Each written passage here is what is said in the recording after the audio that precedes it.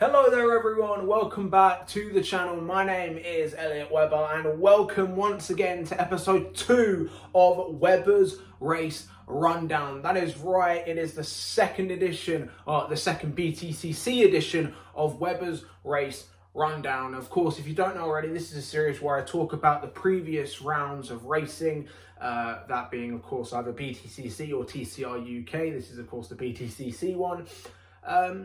So yeah, let's get straight into this because once again we've got a lot to talk about, especially that final race where I will talk about my opinions on what went on and what could be done to stop said thing from happening. So yeah, as always, let's start off with the results from qualifying. So yes, qualifying which took place on the Saturday, of course. If you haven't seen it already, be sure to check out my trackside video from the Saturday of what was a very wet qualifying session, yeah, a very wet ordeal, I should say. Absolutely tipped it down during qualifying on what was a two-part qualifying affair. We saw multiple red flags, of course.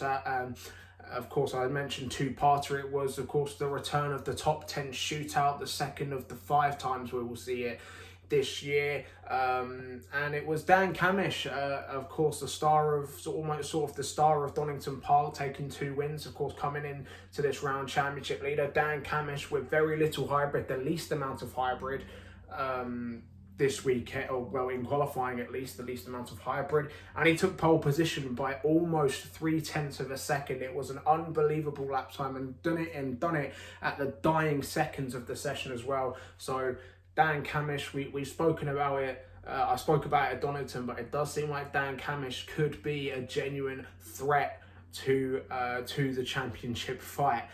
Colin Turkington took P2, quite surprising, as it was fairly intermediate for most of the day, so to see Colin Turkington on the front row was pretty good, but then at the same time it's no surprise as he does seemingly go very well around Brands Hatch.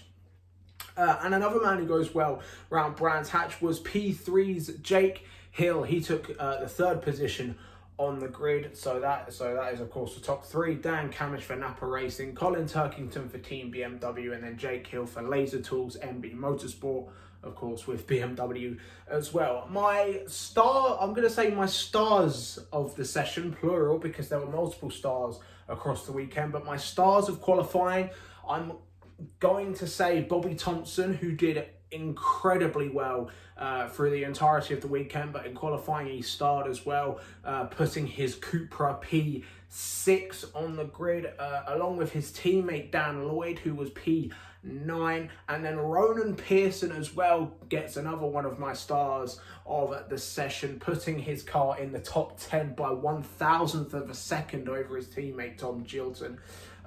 So yeah, a brilliant performance by those 3 guys. They get my stars of the qualifying session, you could say.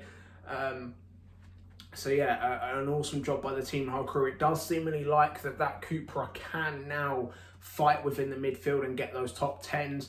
But then at the same time, is it really a surprise when Bobby Thompson has Barry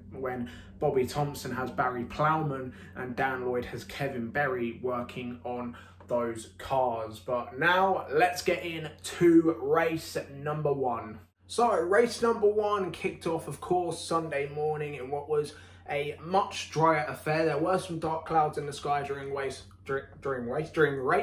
number 1, but it was dry, so unfortunately we didn't see any of the wet weather chaos we saw at Donington Park. But it was Colin Turkington who took the first victory of the day, something that wasn't really surprising. Colin Turkington got an absolutely ace start, took the benefit of starting on the outside row, because of course if you start if you start on the outside line on the front row, you're most likely going to get a much better start than the poleman, which was Dan Camish. He unfortunately got a terrible start in both starts because of course there was a red flag after lap number 1 due to a 4-car pile-up between Stephen Jelly, Adam Morgan, Daniel Rowbottom and Andrew Watson.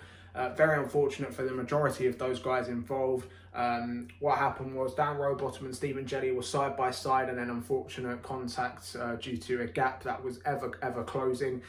So unfortunately, Stephen Jelly hit the pit barrier and then spiraled back onto the track, which unfortunately collected Robo, then Andrew Watson, and then Adam Morgan. Big shame for all four of those guys, because of course Dan Rowbottom took pole position at Donington Park. Stephen Jelly, who's trying to find his form again. Adam Morgan, who of course had a brilliant weekend at Donington, and same for Andrew Watson, who also had a brilliant debut weekend. So a big shame for all four of those guys.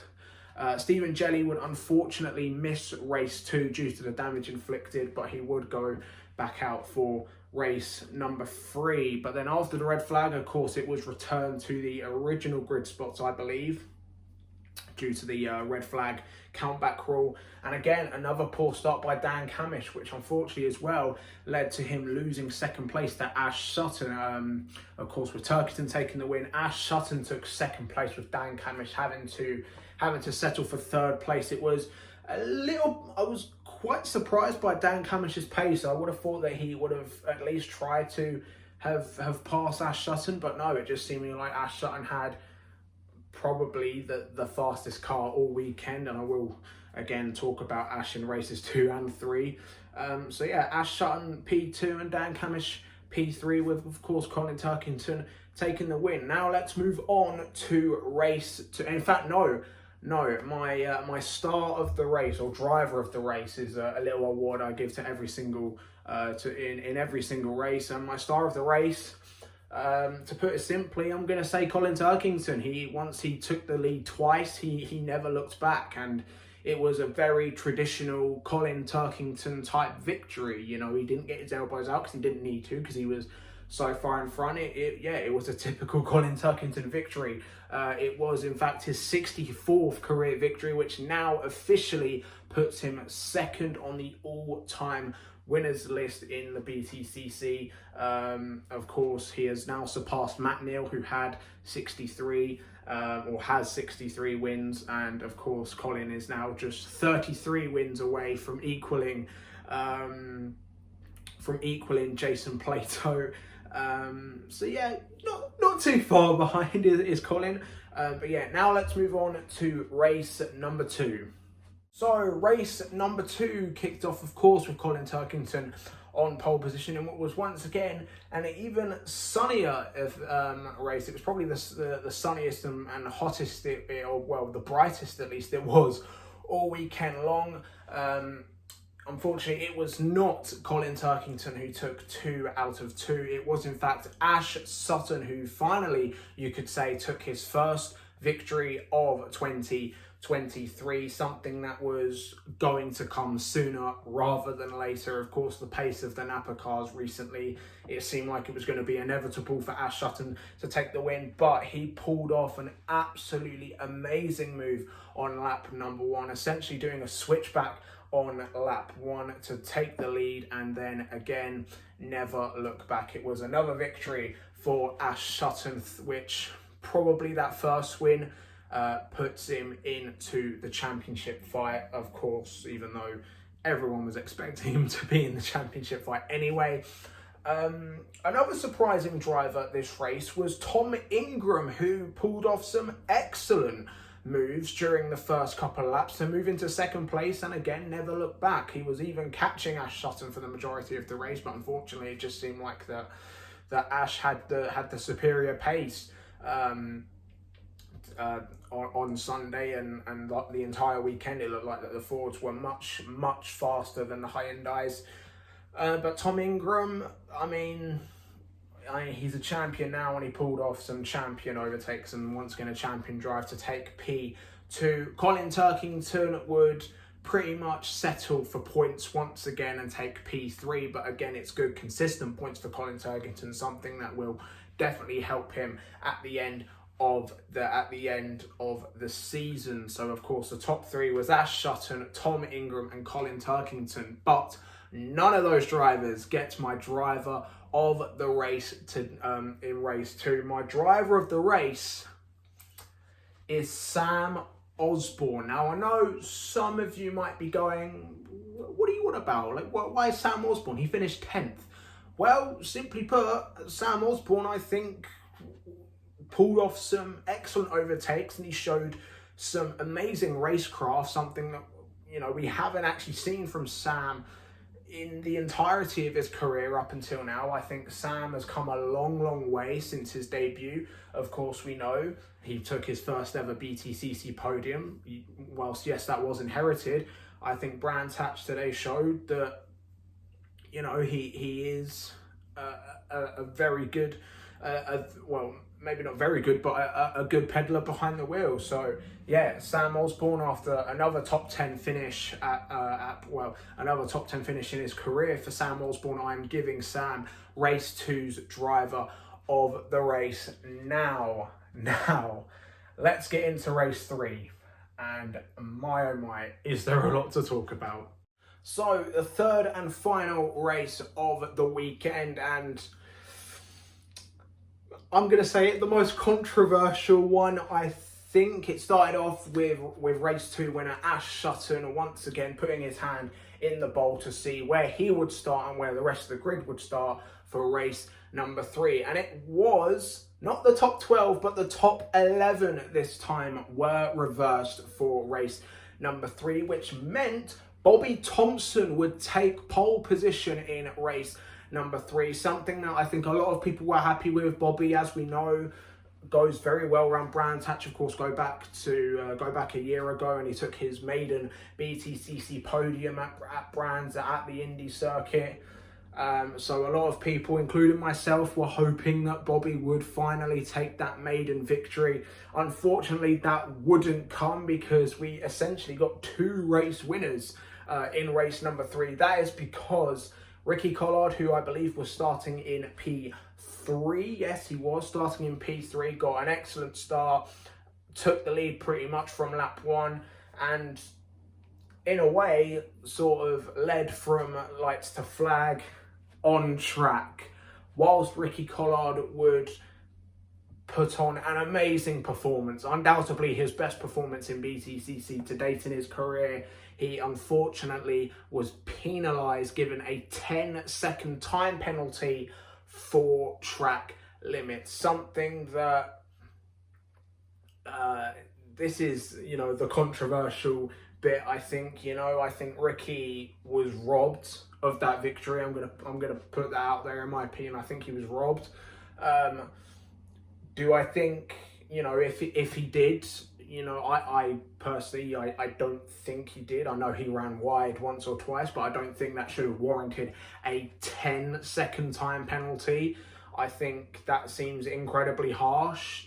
You know, I'm not saying, you know, I'm not saying he shouldn't have got a penalty, because if he did, you know, extend track limits, you know, once or, you know, 2 or 3 times, then yeah, he should have got a penalty. But 10 seconds for track limits, even, like, really?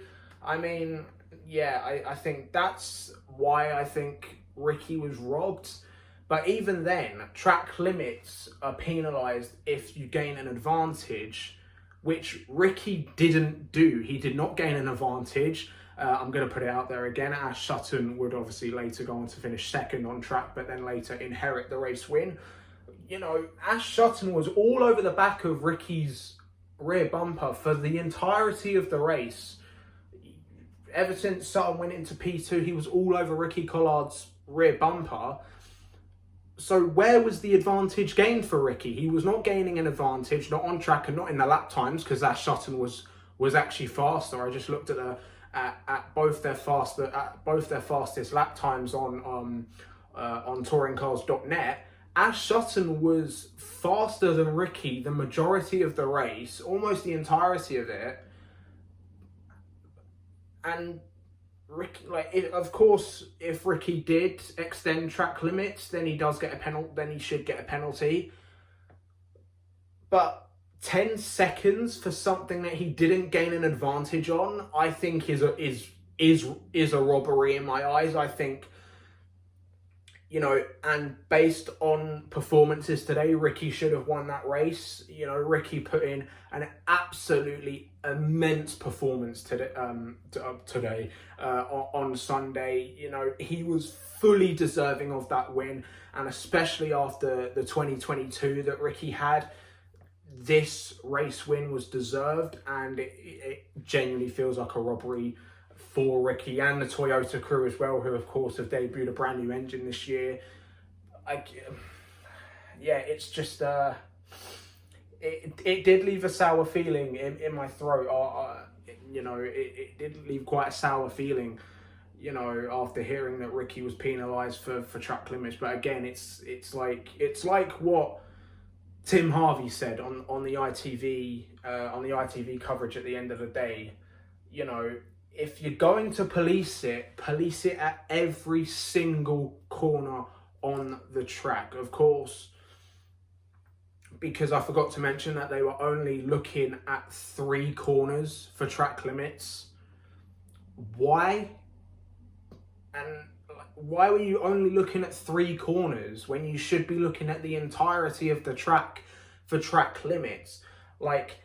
Because there could have been a corner that they weren't policing that maybe Ash Sutton, I'm not saying Ash Sutton did, and I'm not accusing him of that, so please don't think I am.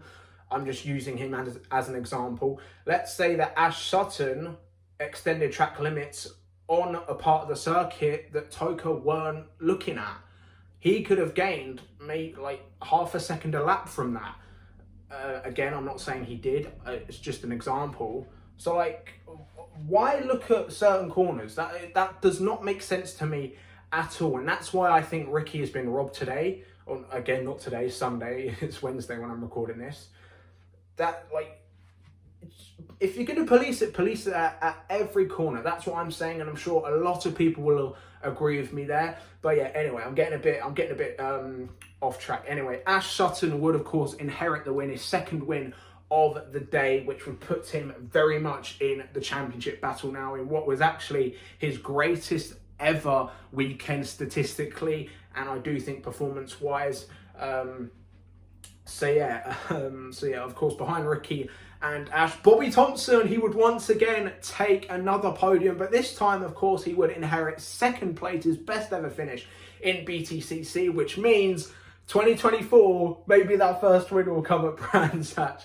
But yeah, another fantastic weekend for Bobby, and another fantastic weekend for Team Hard. It seemingly like that Team Hard, I keep saying it, but it does seem like that Cupra is now going to be a contender for top 10s regularly. Of course, with the talent of Thompson and Dan Lloyd, I do think that they'll be the ones pushing that team forward and bringing that team back into the top 10.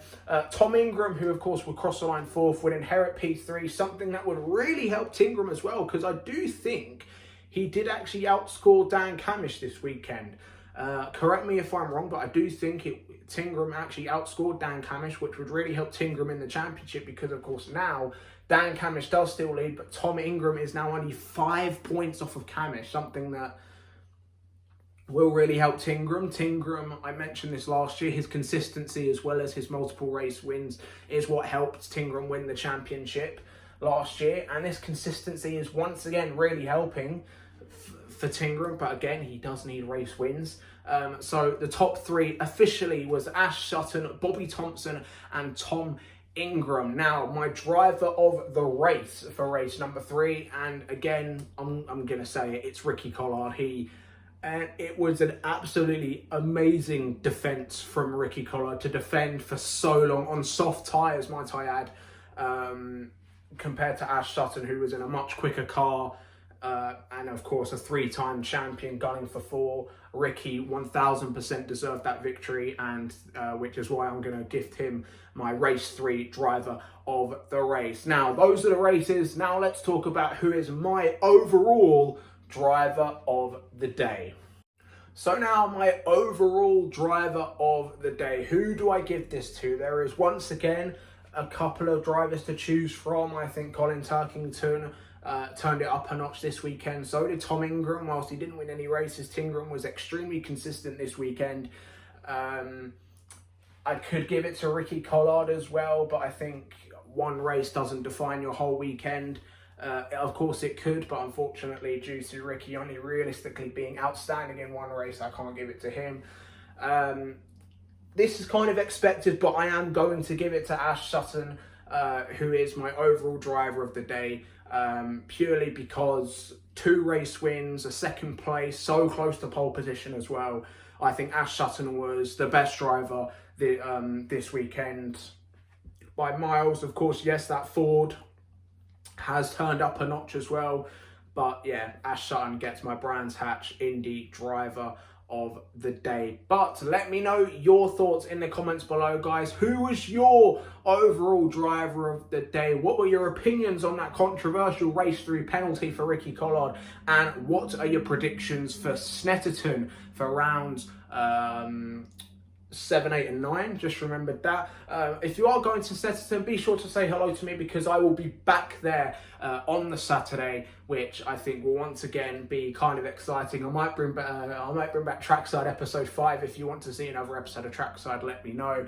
Thank you guys for watching. Of course, if you are new around here, be sure to like this video, share with your mates as well, because it of course does help my channel grow, and of course press that red subscribe button, because we are firmly on the road to 200 subscribers. Thank you guys for watching, and I will see you guys in the next one.